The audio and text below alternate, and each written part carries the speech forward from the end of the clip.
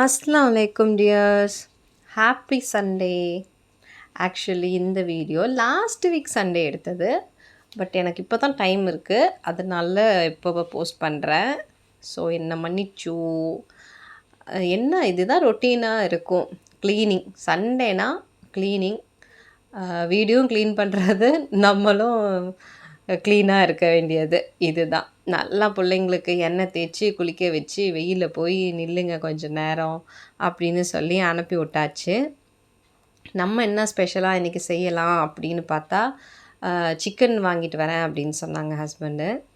அப்புறம் என்ன பண்ணியிருக்கிறாரு, அந்த செஸ்ட்டு மட்டும் வந்துட்டு பிரெஸ்ட்டு பீஸை மட்டும் கட் பண்ணி சிக்கன் 65க்கு மாதிரி பீஸ் போட்டு வந்துட்டாங்க.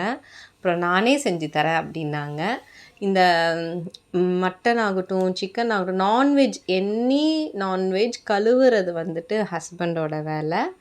அவங்க சூப்பராக பண்ணி கொடுத்துருவாங்க. நமக்கும் இந்த கழுவுறதுக்கும் ரொம்ப தூரம். அப்புறம் அவரே வந்துட்டு மசாலா ப்ரிப்பேர் பண்ணுறேன் அப்படின்னு சொல்லிட்டு எல்லாம் ப்ரிப்பேர் பண்ணி, நான் தான் வந்துட்டு ஹஸ்பண்டுக்கு அசிஸ்டண்ட். ஆனால் உண்மையாக சொல்லுங்களேன், ஹஸ்பண்ட் வேலை பார்க்குறது வந்துட்டு நமக்கு சந்தோஷமாக தான் இருக்கும். பட் ஆனால் இந்த அசிஸ்டண்ட்டாக வேலை செய்கிறது நமக்கு ரொம்ப கஷ்டமாக இருக்கும்ல.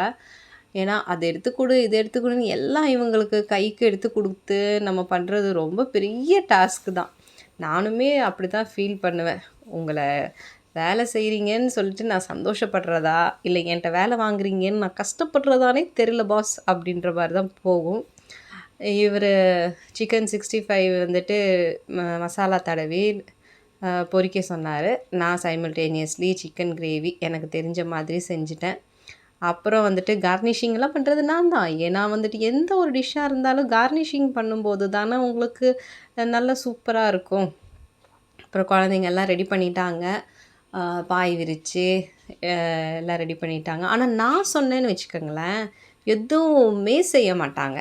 இதே அவங்க டேடி சொன்னாருன்னா எல்லாம் அழகாக பொட்டு கணக்காக செஞ்சிடுவாங்க. எனக்கே ஆச்சரியமாக இருக்கும். இந்த சண்டே எப்படா வரும்னு இருக்கும் பார்த்துக்கோங்க.